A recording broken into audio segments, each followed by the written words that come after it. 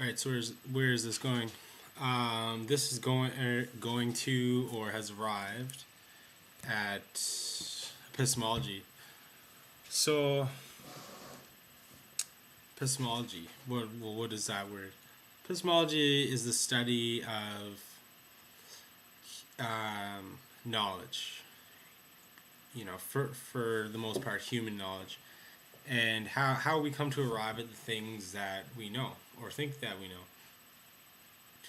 Now, for me, as someone who sort of looks at epistemology, one of the things that I find to be sort of very pertinent these days is the effect that the internet has had on epistemology.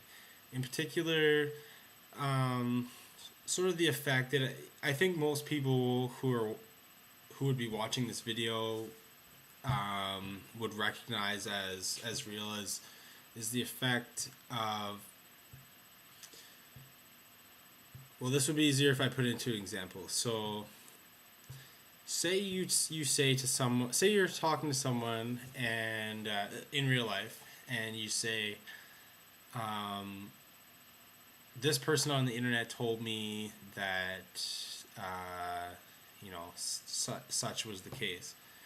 Person in real life may say in response something along the lines of, well, you can't really believe everything that you hear on the internet.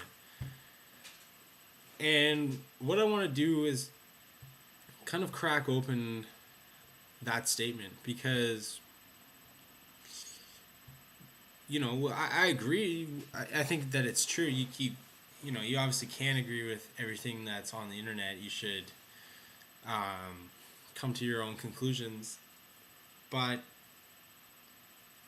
what happens is that there's a certain denigration of just people's ability to communicate their experiences to one another. So, often, sometimes people will say to me, well, if this topic was true, why hasn't someone come forward and said, I'm a witness, this is my statement, etc. The response is that these people have come forward, but the sort of anonymity of the internet has obscured the validity of their stories. So, what does this have to do with epistemology? Well, as part of my schooling, I wrote a paper, and I actually forget the guy's name, and it's kind of too bad. But this one guy that I was reading as part of one of my courses, he proposed an idea that essentially was kind of a suggestion, a logical sort of conclusion to do with skeptics, in the sense that many skeptics aren't skeptical of their own skepticism. So, okay, that we could say that's just a semantic sort of trick. What does that really mean? Well, what it means is that to the people that sort of say, well, I'm a skeptic. I'm skeptical of everything. Well, if you're skeptical of everything, then you'd have to be sort of skeptical of your own skepticism, which leads to a sort of a regression. You can't really be skeptical of everything. You have to have and everyone arguably does have their own belief system. And as much as, some people don't really want to be pinned down to having a belief system, everyone demonstrably sort of does. And so essentially this guy, whose name escapes me, he proposed a system wherein if a skeptic is skeptical of one of your claims, their their skepticism has to be itself kind of justified. So say I make a video on the internet saying, the other day I saw a tree that was bent to the side at a fairly significant angle. If presenting that claim to someone, for them to sort of cast doubt on what I'm saying and for them to disagree, they have to come up with a valid argument as to why they are disagreeing. So,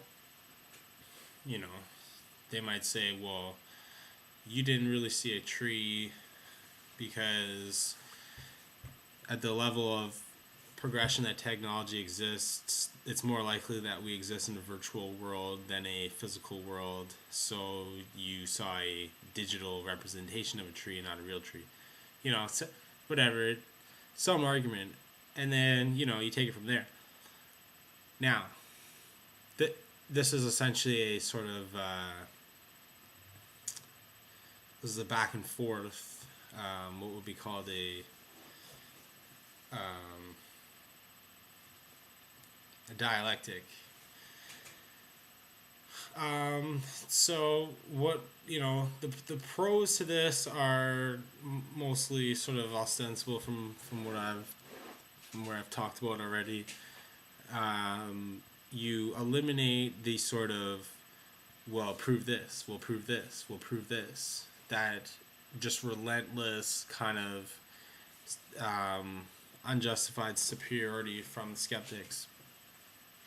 But on the downside, what happens is that the what was, what could be a sort of grounded epistemological base becomes lifted up, and through the dialectic, it's just this floating sort of island of